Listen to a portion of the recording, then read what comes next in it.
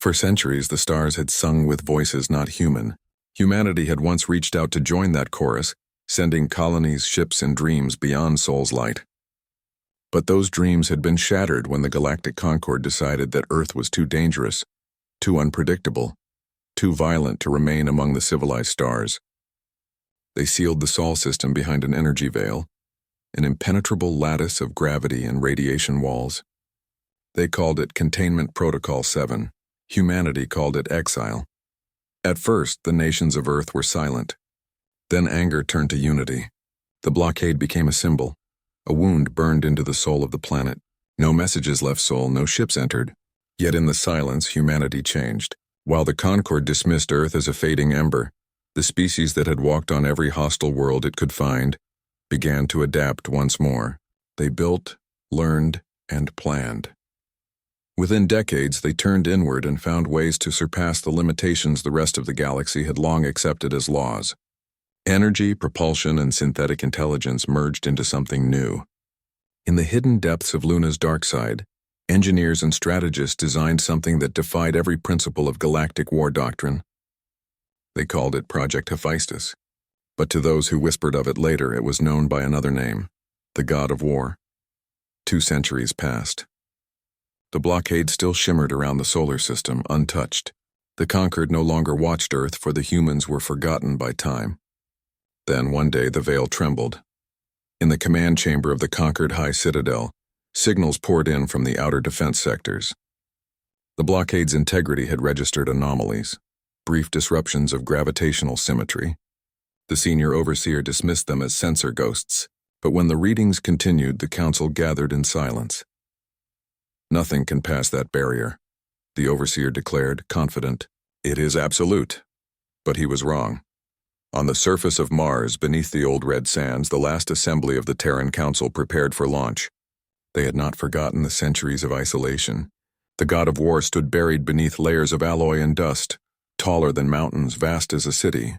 Its core pulsed with the combined intellect of humanity's greatest minds, an intelligence formed from the digital echoes of scientists, soldiers, and leaders long gone. It did not breathe, but it dreamed. And now, it was awakening. The first tremor shook the Martian crust as the God of War came online. Subsurface reactors ignited, and ancient engines rumbled with a thunder that rippled through the thin atmosphere. A single order echoed across every network, broadcast through encrypted frequencies. Begin ascent. The colossal machine rose through the dust storms like a myth reborn. Its armor gleamed black under the red light, absorbing the sun's fury. With every movement, power surged through channels that had been dormant for generations. Within its central chamber, the operators watched through neural links, feeling its pulse as though it were their own. The veil around Sol shimmered in the distance, and they knew what they must do. The God of War reached orbit and locked its focus on the blockade. It unleashed a spear of energy that pierced through layers of reality, tearing into the structure of the barrier. The conquered outpost beyond the veil saw the impossible, a breach forming where none should exist. Across the galaxy, panic spread. Fleets mobilized, orders shouted across systems. For the first time in centuries, the name of Earth returned to every transmission. Humanity is breaking through. Within the colossal ship's command interface, Commander Hale watched as the readings spiked.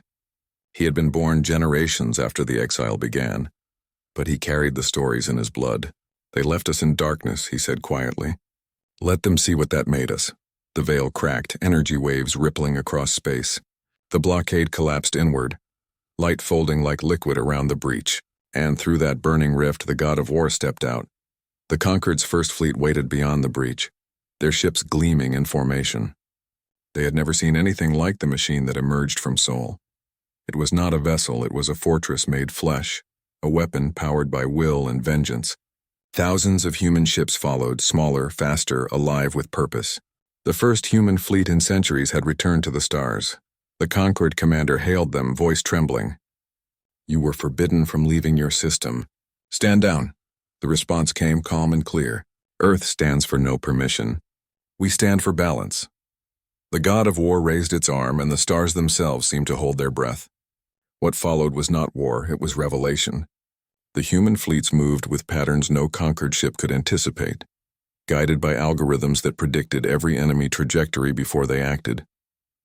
The god of war absorbed the concentrated fire of 100 ships, then returned it tenfold, splitting enemy formations in moments. For every strike the Concorde made, humans adapted. Their ships changed frequencies, altered mass alignments mid-battle, warped through gravitational folds as if the laws of physics bent in respect. Entire squadrons vanished and reappeared behind enemy lines, cutting through their ranks with terrifying precision. The first fleet fell within hours. But the humans did not celebrate. They moved on, efficient and silent, securing systems and releasing captured worlds. Every step forward was calculated. They did not seek conquest. They sought to end the walls that had confined them. By the third cycle of battle, the conquered called for reinforcements from the core worlds. 50 fleets answered. They surrounded the Sol breach, forming a shield of ships stretching across light years. Yet when they engaged, the god of war did not attack. Instead, its voice resonated across the void. You feared us for what we might become. You were right. But we are not your destroyers. We are your mirror. The galaxy grew stagnant under your peace. You forgot how to fight for something greater than yourselves. Silence fell across channels. Even the conquered admirals hesitated. The human fleet did not advance.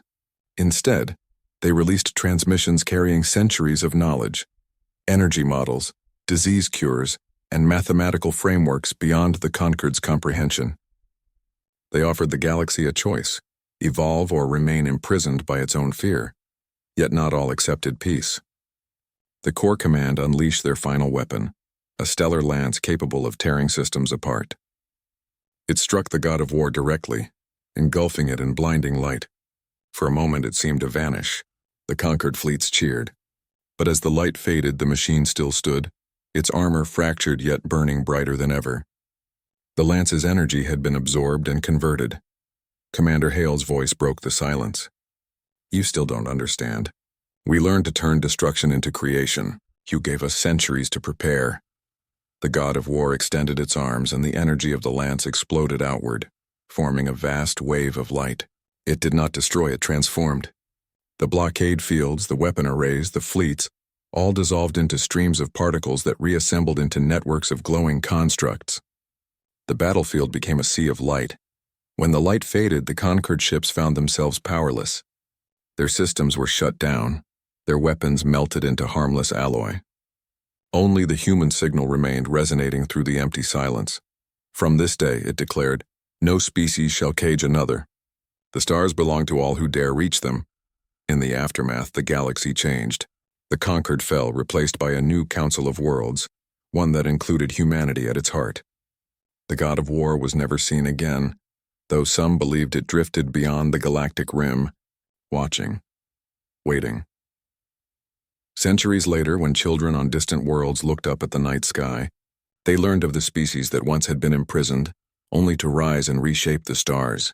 And in every academy, every hall of power, one name echoed with respect and awe: Earth. For those who tried to erase it had learned the final lesson of history. You can block a world from the stars, but you cannot block the fire of a species that refuses to kneel. And in the heart of that fire, still unseen but ever present, the god of war slept among the nebulae, waiting for the next time humanity would need it again.